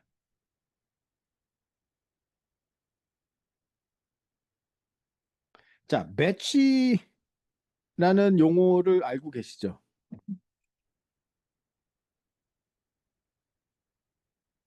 만약에 우리가 n개 트레이닝 example이 있습니다. 네. 그러니까 이제 그 학습 데이터의 개수가 라지 n개예요. x가 input, y가 타겟 값이죠. 자, 그러면 이제 그냥 우리가 full batch라고 얘기하면은 그냥 whole training set이 되겠고요. 보통 이제 우리가 mini batch라고 얘기하면은 이제 뭐 예를 들어서 만약에 n이 어 무슨 뭐 한 100만 개의 이제 example이 있다고 하죠, 뭐. 그렇죠? 그러니까 굉장히 이제 많은 개수입니다. 그럼 이제 이거를 우리가 1부터 라지 n까지 있으면 이제 얘를 좀 잘게 나눠요. 그래서 이제 이렇게 나눕니다. 그러면 요거를 이제 우리가 미니 배치라고 얘기해요. 그러니까 뭐 작은 그 할당된 쿼터라고 해야 되나요? 뭐 이게 한국말로 용어를 뭐라고 해야 되나? 배치라는 게 그냥 아 작은 바구니라고 생각하세요. 그러니까 내가 이제 데이터를 담는 홀 데이터를 갖다가 담는 엄청 커다란 바구니가 있고 그거를 이제 한 번에 다 담아서 그거를 가지고 학습을 시키려면 어떻게 돼요? 그러면 한 번 그레디언트 계산하는데 100만 개 이그샘플이 다 사용이 되죠. 그러니까 100만 개를 다 메모리에다 올리고 그거를 전부 사용해서 한 번 그레디언트를 계산하고 업데이트하고 하는데 이 과정을 우리가 계속 반복을 해야 되는데 매번 그레디언트를 계산할 때마다 100만 개를 다 사용하는 거는 어마어마한 오버헤드고 메모리에 다 올라가지도 않습니다. 그래서 이제 100만 개를 작은 바구니에다가 담는 겁니다. 그래서 그 하나의 작은 바구니를 미니 배치라고 하고 보통 미니 배치의 사이즈는 아주 작게는 32부터 뭐 이제 128 또는 뭐 256, 뭐 512, 1028, 1024 뭐 하여튼 그러나 이제 보통은 한 요 정도 사이즈를 보통 이제 많이 선택을 해요. 한 256. 32는 좀 너무 작은 사이즈고요. 예. 이거를 왜 2의 몇 승으로 하는 거는 그냥 그 컴퓨터의 특성상 그렇게 하는 것이 가장 효율적이기 때문에 그렇습니다. 예. 그래서 뭐 256 또는 128, 512. 예. 그러면 이제 하나의 배치 사이즈가 이제 예를 들어 256이 하면은 256개만 그 바구니 작은 바구니에 담고요. 또 그다음에 256개 그다음 바구니에 담고 또 256개 그다음 바구니에 담고 이제 그렇게 하는 거예요. 그러면 이제 그렇게 미니 배치가 있으면은 그 하나의 미니 배치를 이제 이렇게 그냥 표현을 한 겁니다. 그래서 요것이 이제 그냥 예를 들어 뭐 256개가 되는 거예요. 그러면 우리가 그 그레디언트를 계산할 때 풀 배치를 다 사용하면은 이거 같은 경우는 이제 100만 개를 다 사용을 해야 되는데 이제 그거는 이제 문제가 있다고 했었죠. 뭐 메모리에 올라가지도 않고 너무 오버헤드가 커서 이제 우리가 그 그레디언트를 계산을 하는데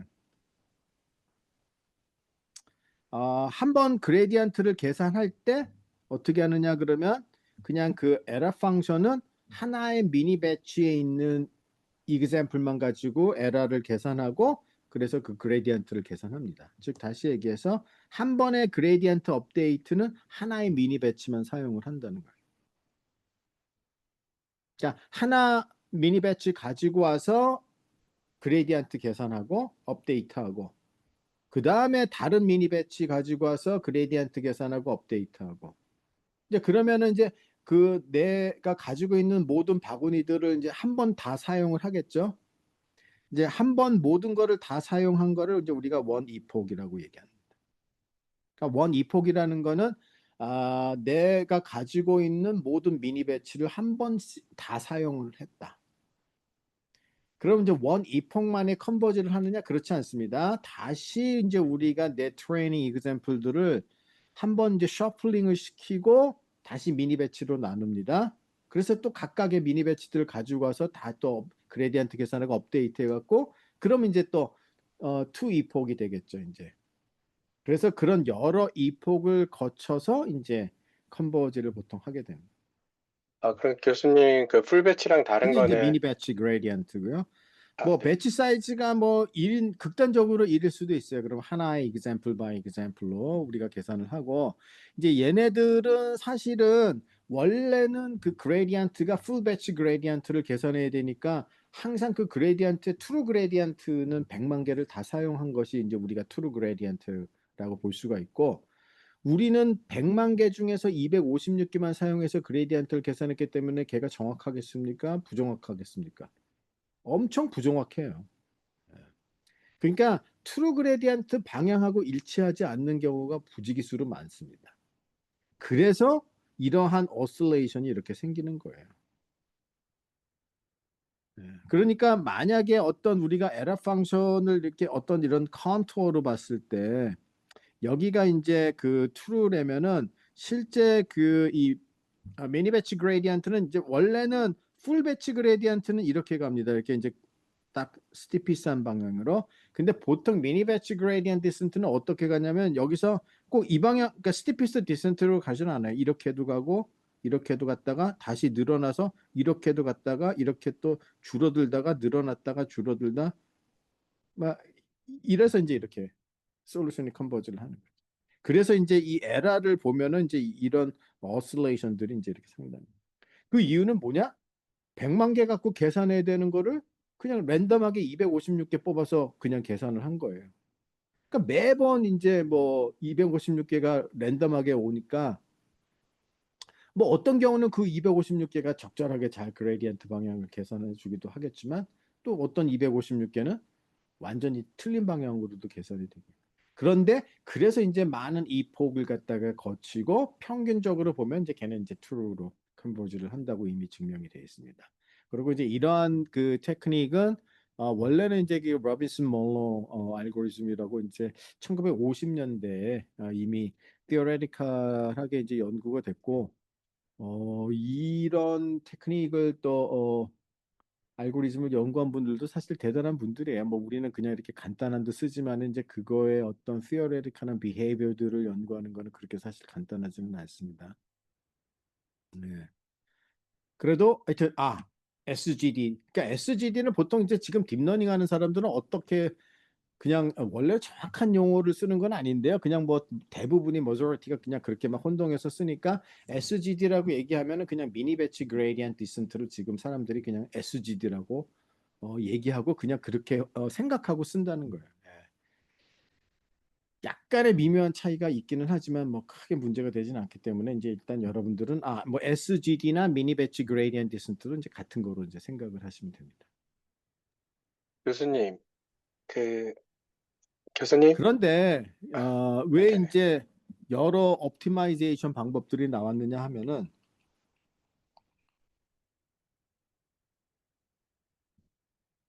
그 이유는 지금 얘기한 게 가장 중요한 키포인트예요. 애초에 그러니까 우리가 얘기하는 트루 그레디언트라는 거는 이거는 뭐에 의해서 계산되냐면은 풀 배치에 의해서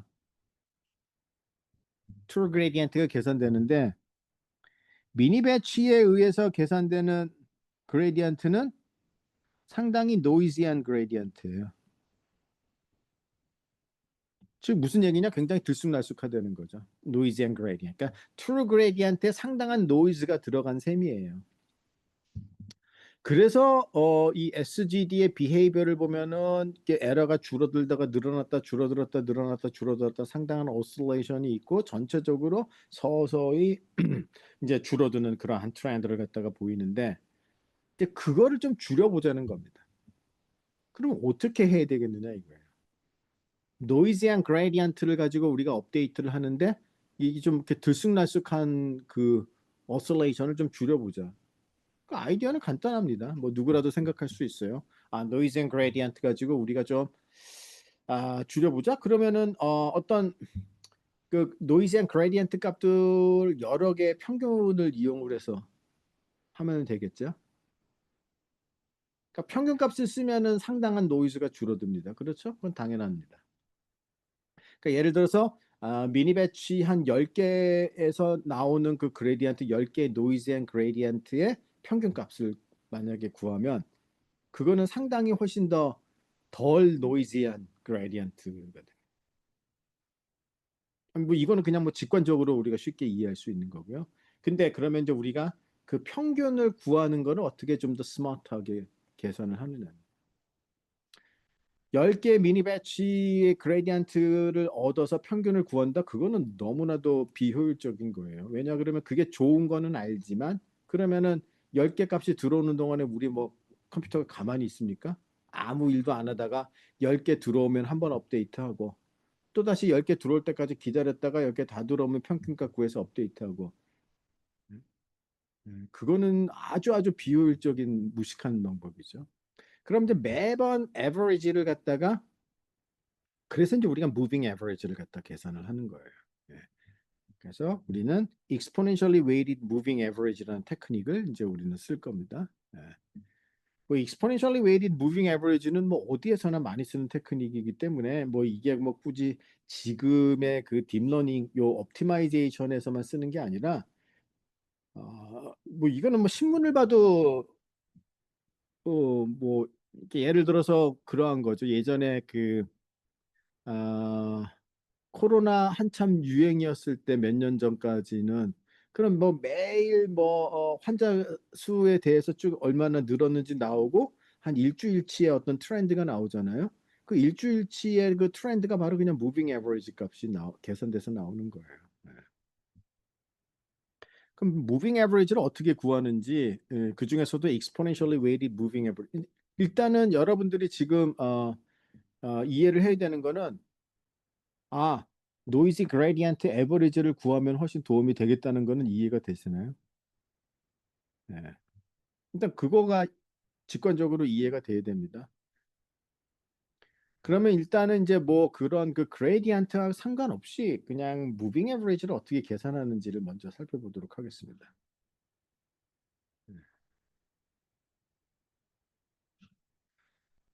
무빙 에버리지는 이제 어떠한 값들이 계속 들어오는 거예요. 뭐 그 들어오는 그 값들을 뭐 예를 들어 우리가 theta 1, theta 2, theta 3라고 지금 제가 표현을 했습니다.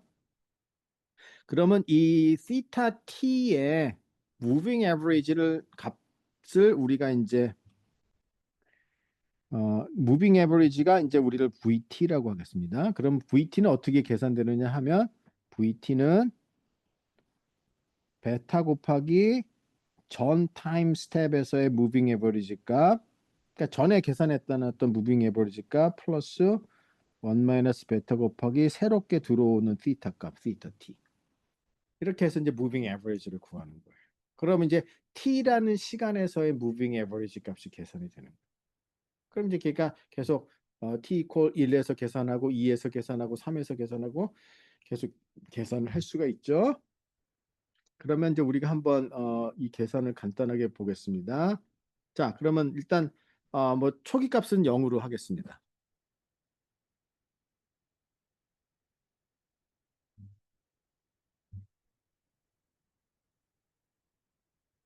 자, 그다음에 V1을 계산해 볼까요?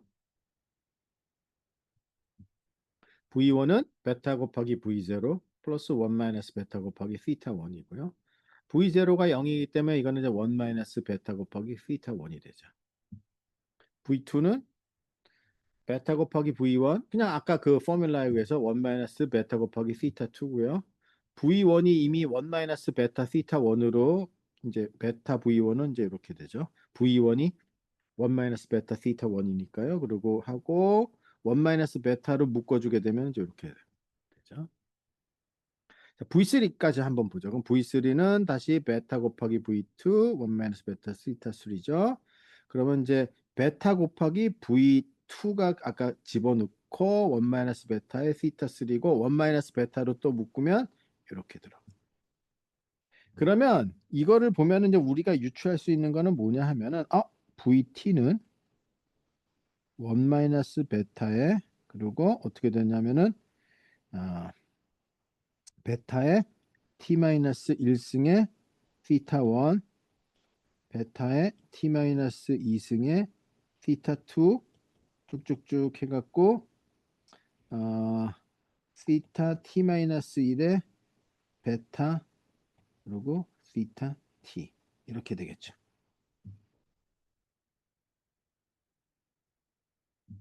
제가 이제 이렇게 써놨어요. 이렇게. 그러면 이거는 뭐냐 하면은 대략 어? 대략 1 over 1 마이너스 베타 샘플을 가지고 계산한 에버리지 값에 근사하죠. 그런데 모든 시타들을 동일하게 웨이트를 준 것이 아니라 지금 이렇게 쭉 봤을 때 지금 이제 여기서 시타 1이 들어오고 이제 순서대로 이렇게 지금 들어오는 거잖아요. 시간 순서대로. 그러면 지금 현재 t라는 순간을 기준으로 시타 t에는 웨이트 1이 들어가면서 전에 과거 값애들은 좀 웨이트 이렇게 익스포넨셜리 디크리징하게 들어가잖아요. 왜냐하면은 t-1에서는 베타가 곱해지고 t-2에서는 베타의 제곱이 곱해지고 해갖고 저기 앞에는 베타의 t-1승이니까요. 그래서 exponentially weighted 된 거고 대략 1 over 1 마이너스 베타 샘플들의 average예요. 그러니까 이제 그 현재를 기준으로 상당히 떨어진 애의 과거 값은 거의 이제 영향을 미치지 못하는 게 됩니다.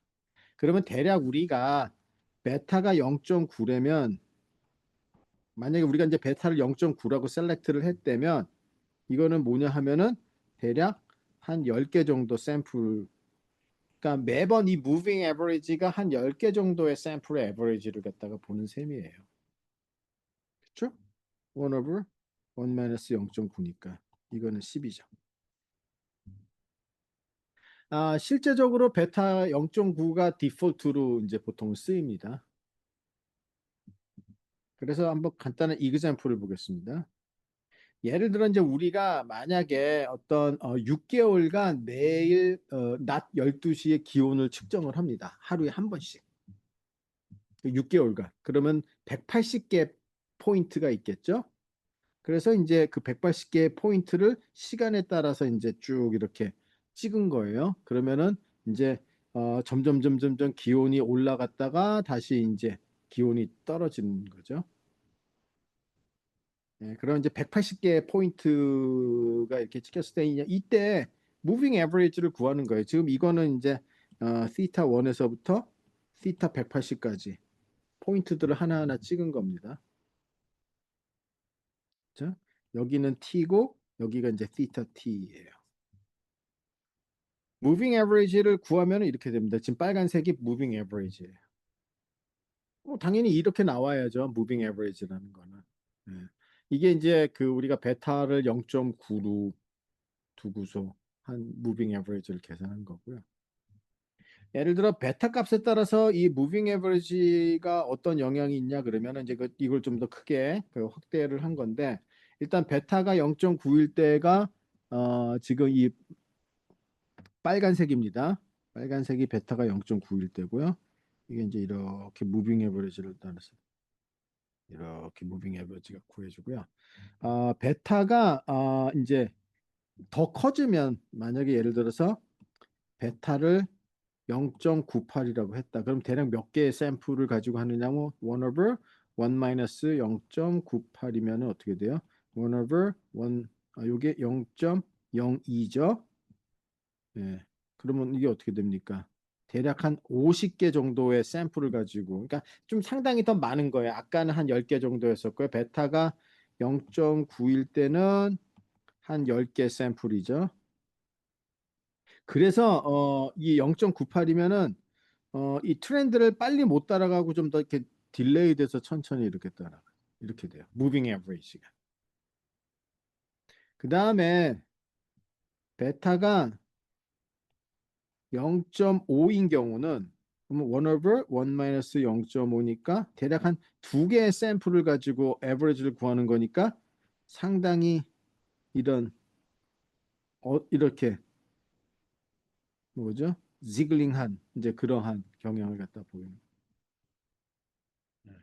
이제 뭐 근데 그래서 보통은 이제 베타 0.9를 제일 뭐 많이 쓰는데 그냥 그게 뭐 보통 일반적으로 우리가 많이 쓰는 그러한 그 디폴트 값입니다. 또 하나 여기서 보면은 이제 우리가 무빙 에버리지를 갖다가 구하는데 사실은 이제 조금 뭐 전체적으로는 뭐 상당히 그 잘 표현을 하고 있는데 이 이니셜 부분은 좀 약간의 바이어스가 있습니다. 왜냐하면 이제 우리가 0에서부터 그냥 이니셜 보통 0으로 시작을 하니까요. 처음에 그 이 패턴을 좀 따라가는 데에는 약간의 시간이 좀 필요해요. 그래서 약간의 바이어스가 있고요. 그래서 이제 우리가 그 바이어스 커렉션 테크닉 어떤 거를 쓸 거냐 그러면은 무빙 에버리지 VT 대신에 뭐를 쓰느냐? VT 나누기 1 마이너스 베타의 T승을 쓸 겁니다. 이렇게 하는 이유는 뭐냐 하면은 예를 들어 T콜 1일 때를 보세요. 이때는 우리가 어떤가 V1을 쓰는 것이 아니라 V1 나누기 1 마이너스 0.9를 갖다가 쓰는 거죠. 베타 0.9라고 하면 이 얘기는 뭐냐? 한 V1을 10배 해준다는 뜻이에요. V2는 V2 나누기 1 마이너스 0.9의 제곱이죠. 그럼 이거는 V2 나누기 이거 한 0.8, 한 0.2면은 한 대충 5배 정도 해주는 셈이고요. 만약에 한 10 정도가 되면은 0.9의 10승이면은 이거는 이때부터 뭐 거의 그냥 다 사실은 그냥 니글리저블 하죠. 그냥 거의 비슷비슷해요. 그래서 그냥 처음에만 약간의 바이어스가 커렉션이 되는 효과가 있어서 이제 이 바이어스 커렉션 하면은 이제 요러한 바이어스 커렉션 테크닉을 씁니다. 그리고 제가 지금 이거를 왜 시간을 들여서 그 이 exponentially weighted moving average를 설명하느냐 그러면은 여러분이 가장 많이 쓰는 아담이라는 옵티마이저들이 다 지금 여기 기존의 여러 방법들을 다 모아놓은 건데 이 방법을 다 써요. 그렇기 때문에 이제 제가 그냥 설명을 하는 겁니다. 바이어스 커렉션도 쓰고 exponentially weighted moving average도 쓰고 심지어 아담 베타 0.9로 디폴트 세팅이 되어 있습니다.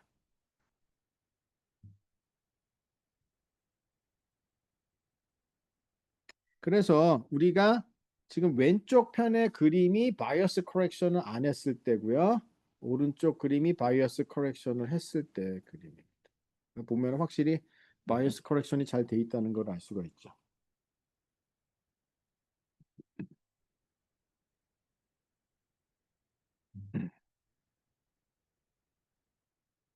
자, 여기까지 이해가 되시죠?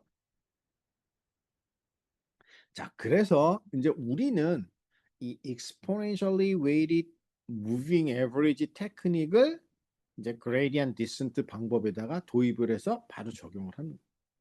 그럼 이제 이번에는 매번 시간마다 들어오는 값이 뭐냐 그러면 그냥 어떤 아무 값이 아니라 매번 뭐예요? 미니 배치의 그레디언트 값들이 들어오는 거죠. 그 미니 배치의 그레디언트 값들의 무빙 에버리지를 갖다가 구해서 그 무빙 에버리지 값을 가지고서 업데이트를 할 겁니다. 즉 다시 얘기해서 보통 이제 우리가 그레디언트 디센트에서 보면은 사실 이제 이러한 오실레이션들이 상당히 있는데 우리가 이 그레디언트 값을 가지고 업데이트하는 것이 아니라 일단 그레디언트의 무빙 에버리지 값을 구하는 거예요. 미니 배치에. 그래서 얘를 가지고 데이터를 업데이트한다 이거예요. 그러면 엠피리컬하게 어떻게 알려져 있느냐 그러면은 확실히 그냥 그 그레디언트 디센트 방법보다는 더 스무드하게 컨버지를 하고 더 빨리 컨버지 한다고 알려져 있어요. 엠피리컬하게.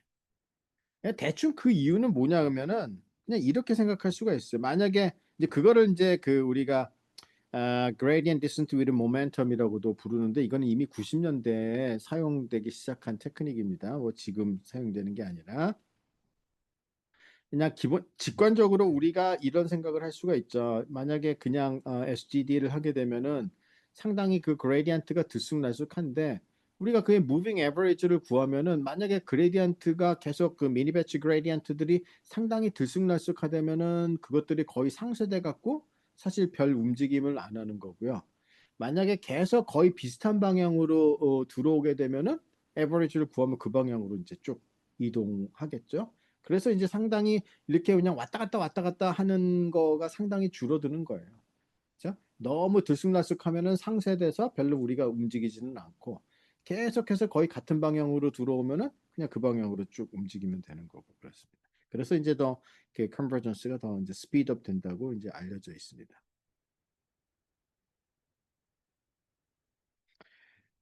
자, 그래서 이제 그 모멘텀 테크닉을 설명을 했고 그런데 이제 이 모멘텀이 좀 약간의 뭐 도움은 되지만은 실제 우리가 조금 아쉬운 게 뭐냐 그러면은 러닝 레이트 있잖아요. 러닝 레이트 알파 그거는 이제 고정이 돼 있습니다. 예, 그래서 그냥 그거 굉장히 잘 정해야 돼요. 작은 값으로. 근데 이제 그게 좀 약간 러닝 레이트이 어댑티브하게 지가 좀 스스로 좋은 값으로 좀 이렇게 변하게 되면은 매번 그러면 이제 컨버전스가 더 빨라지고 좋을 텐데 이 어댑티브하게 변하게 하는데 뭐 방법들이 많이 있지만은 걔네들은 상당한 오버헤드가 있기 때문에 그런 방법을 쓰기는 어렵고 조금은 오버헤드가 굉장히 적게 심플한 방법은 없을까? 그래서 탄생된 게 RMS 프랍이고요. 이것도 그냥 제프리 힌튼의 기본적인 아이디어였습니다. 뭐냐 그러면은 RMS 프랍은 어떻게 하느냐 그러면 우리가 매 그 각각 웨이트마다 이제 우리가 다른 러닝 레이스를 갖다가 할당을 하고 싶은 거예요. 그래서 전체적으로 성능을 높이기 위해서. 근데 그걸 어떻게 하느냐 그러면 우리가 이제 에러 그레디언트 값이 있잖아요. 그 에러 그레디언트의 제곱을 왜냐하면 이제 크기 뭐죠? 뭐 이거는 이제 뭐 에러 그레디언트라는 거는 벡터가 이제 뭐 포지티브, 네거티브 이제 막 섞여서 이제 값들이 들어오는데 일단 엘리멘트 와이즈로 그냥 제곱을 합니다. 그러면 이제 엘리멘트 와이즈로 다 어떤 포지티브한 넘버가 되겠죠. 그거에 무빙 에버리지를 갖다 구합니다. 그러고 실제 이제 이 뭐죠? 업데이트하는 디렉션 V는 그 미니 배치 그레디언트를 어떻게 스케일링을 하느냐 그러면은 이 스퀘어드 그레디언트의 무빙 에버리지 값으로서 나눠줍니다. 이 얘기는 뭐냐면 만약에 그 엘리멘트에서 그 그레디언트의 값이 상당히 크다면은 그러면 그 엘리멘트에 해당되는 그 그레디언트에서 그러니까 이 뭐죠? 러닝 레이스는 조금 줄여주는 효과고요. 만약에 그 엘리멘트에서 그레디언트 값이 상당히 작다면 오히려 러닝 레이스를 키워주는 효과가 있죠. 그러니까 러닝 레이트 자체 알파는 고정돼 있지만 알파 나누기 사실 실제 러닝 레이스는 이게 되는 거죠. 뭐 입실론을 더해주는 거는 디비전 바이 제로를 그냥 그 방지하기 위한 거고요. 그러니까 얘가 어댑티브 러닝 레이스의 효과를 갖는 겁니다. 굉장히 뭐 그냥 심플한 아이디어예요. 응? 그러니까 뭐 여기에는 지금 제가 설명하는 거에는 뭐 수학적인 내용을 이해할 것도 없고 그냥 직관적인 생각 아주 간단한 것만 그냥 이해를 하면은 뭐 다 되는 겁니다. 그래서 뭐 제가 그렇게 뭐 제 설명이 그렇게 뭐 어렵거나 그러지는 않을 겁니다. 네. 그래서 이제 이렇게 그 업데이트하는 방법을 RMS 프롭이라고 부릅니다. 자, 여기까지는 어떻게 그러면은 이 exponentially weighted moving average를 쓰는 테크닉, 즉 모멘텀 그리고 RMS 프로까지는 이해가 되시나요? 아니면은 어떤가요, 여러분들은?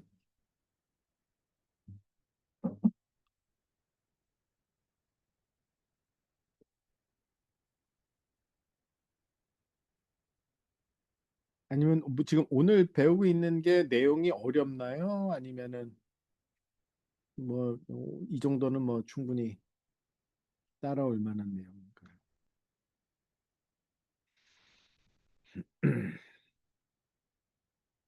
뭐 여러분이 피드백을 주셔야 뭐 저도 대충 알 수가 있거든요.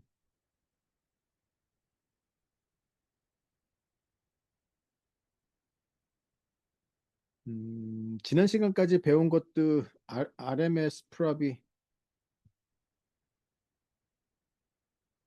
RMS 프랍이 조금 잘 이해가 안 된다는 분이 있고요. 베타 값이 0에 가까워질수록 노이즈가 커지는 것 좀.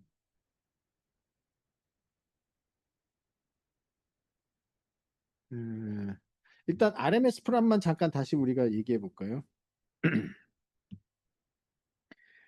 그러니까 이제 애초에 우리가 그 그레디언트 디센트 방법을 쓰는데 이거는 뭐냐 하면은 우리가 이제 어떤 파라미터 값을 어떻게 업데이트 하느냐 그러면 이렇게 그레디언트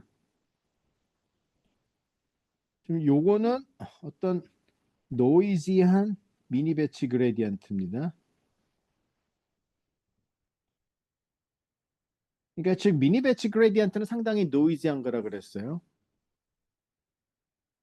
자, 그러면 지금 이제 우리의 생각은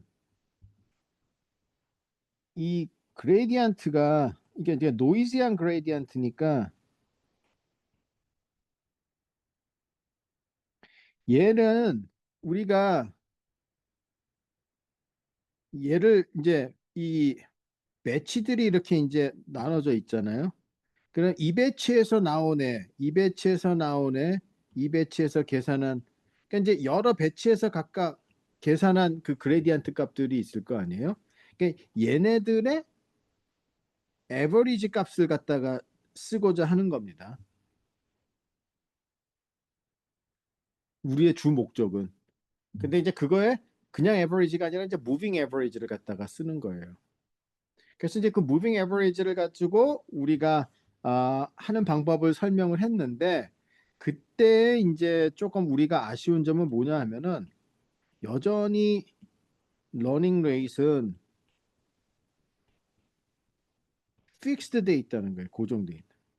그러니까 뭐 이거는 사실 이제 이거는 벡터죠. 그럼 알파에다가 그 그레디언트 벡터가 있으면은 각각의 이제 이렇게 엘레멘트들 있으면은 이 각각의 코디네이트별로 사실 이제 우리가 적절하게 매 순간마다 다른 그 이 러닝 레이스를 갖다가 결정할 수 있으면 훨씬 더 좋겠죠. 왜냐하면은 여기서 어떤 거는 큰가 어떤 거는 작은가. 그러니까 요 엘레멘트는 조금 더 많이 움직여야 되고 요쪽으로는 좀 더 적게 움직이면 좋겠고.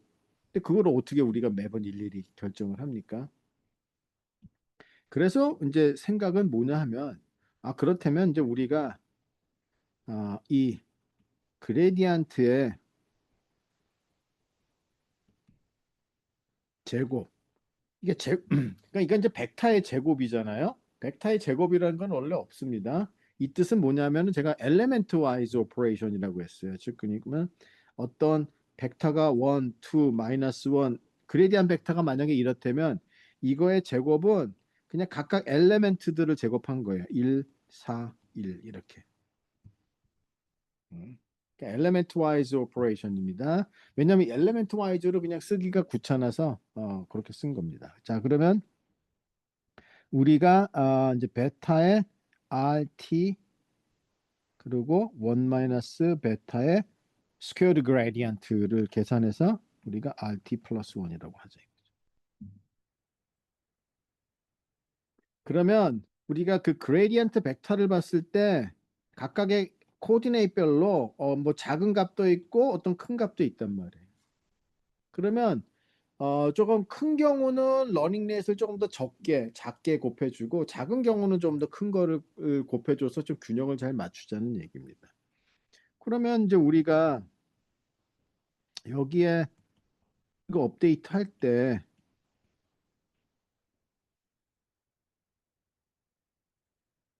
실제 알파의 스퀘어루트 알파 t 플러스 1을 해주면 그레디언트를 해주면 뭐 플러스 입실론은 그냥 뭐 스트레이트 포워드에서 생략한 겁니다. 뭐 디비전 바이 제로는 지금 요것이 어댑티브한 러닝 레이스 효과가 있는 거죠. 알파는 고정돼 있지만 이 스퀘어드 그레디언트의 무빙 에버리지는 그때그때마다 계속 업데이트 되면서 변할 거 아니에요. 그러면 엘레멘트별로 만약에 이두 번째 엘레멘트는 4 크니까 이 경우는 어떻게 돼요? 알파가 그러니까 1, 4, 1이면 이때 해당되는 알파는 알파 이거는 알파 나누기 2 얘도 알파 이제 이렇게 되겠죠. 러닝 레이스를 보면은 그렇죠? 그러니까 첫 번째 엘리멘트는 그냥 알파가 곱해지고 두 번째 엘리멘트는 그거보다 작은 반으로 된 알파 나누기 2가 곱해지고 세 번째 엘리멘트는 알파가 곱해지고 그러니까 각각 코디네이트별로 다른 이제 러닝 레이스이 결정이 돼서 곱해지는.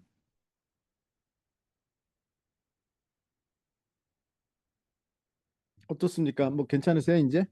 조금 이해가 더 되시나요, RMS 프랍이?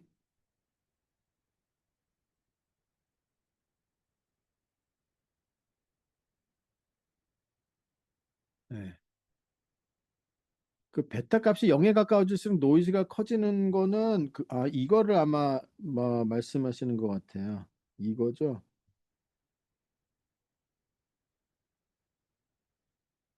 지금 요 그림을 얘기하시는 거죠.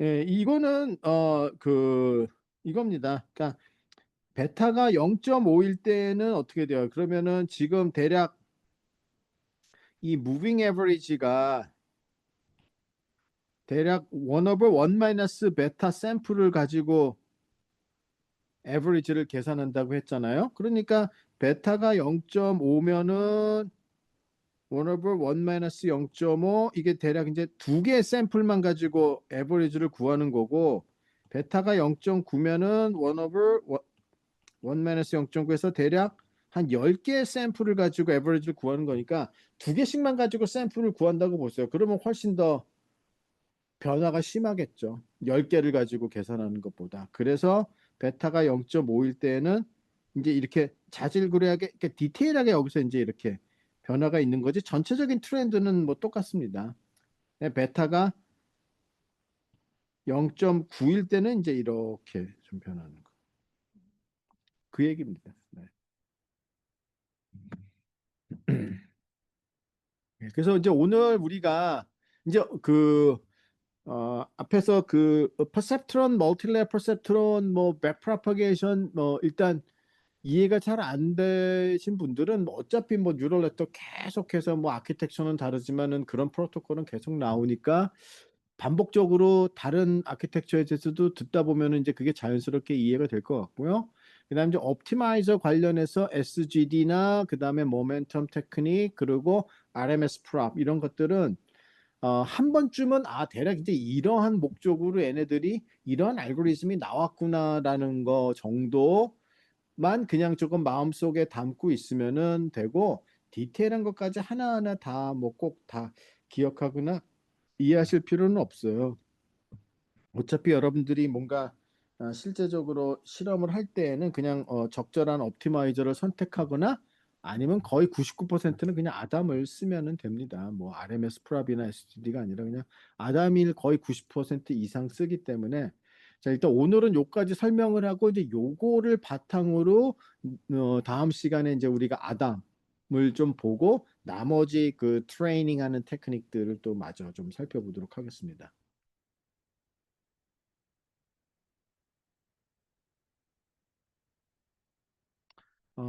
한 분이 질문이 펑션의 그레디언트 값을 기준으로 무빙 에버리지 적용이 되는 거와 반대로 펑션의 적분 값을 기준으로 무빙 에버리지 적용되는 경우가 있나요? 그러니까 지금은 우리가 뭐 그게 뭐 미분 값의 무빙 에버리지냐 적분 값의 무빙 에버리지냐는 그건 이제 상황에 따라서 다른 거고 우리 같은 경우는 이 그레디언트 값을 가지고 파라미터를 업데이트하는 거잖아요. 그레디언트 디센트이기 때문에. 근데 그 그레디언트가 풀 배치 그레디언트를 계산을 해야 되는데 그러기에는 메모리가 부족하고 보통 이제 트레이닝 이그샘플의 개수가 너무 많으면 매번 100만 개를 다 사용을 해서 그레디언트를 계산할 수 없습니다. 그래서 이제 그 중에 아주 작은 사이즈의 미니 배치만 이용해서 그레디언트를 계산해서 그 그레디언트가 상당히 노이지하다는 거예요. 그래서 그 미니 배치별로 들어오는 노이지한 그레디언트의 무빙 에버리지를 구해서 그 방향으로 이제 업데이트를 하고자 하는 거기 때문에 우리는 그레디언트를 이용해서 파라미터를 업데이트해서 그런 그 그레디언트의 무빙 에버리지를 구하는 거지 뭐 그때 그레디언트냐 인티그레이션이냐는 그거는 이제 뭐 문제에 따라서 다른 거고 무빙 에버리지라는 거는 계속해서 들어오는 값에 그냥 평균 값을 슬라이딩 윈도우를 통해서 뭐 계산한다고 생각하시면 되죠.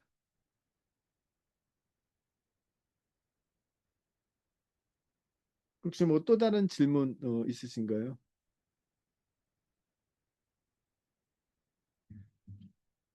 네, 없으면은 오늘 강의는 여기까지 하고요. 뭐 좀 이해가 안 되더라도 너무 걱정하지 마세요. 그리고 내일 그냥 아담이 이 모든 애들을 다 합쳐서 그러니까 지금 오늘 배운 것들을 다 합치면 그냥 아담이 됩니다. 예, 그래서 오늘 게 잘 이해가 안 가더라도 어차피 내일 또 아담 이거 이렇게 합쳐서 뭐 이게 지금 현실적으로 제일 많이 쓰는구나. 예. 그리고 이제 실제적으로 그냥 아담을 뭐 사용을 하시면 되니까요. 뭐 크게 문제가 되진 않습니다. 자, 오늘은 여기까지 하겠습니다. 수고들 하셨습니다. 수고하셨습니다.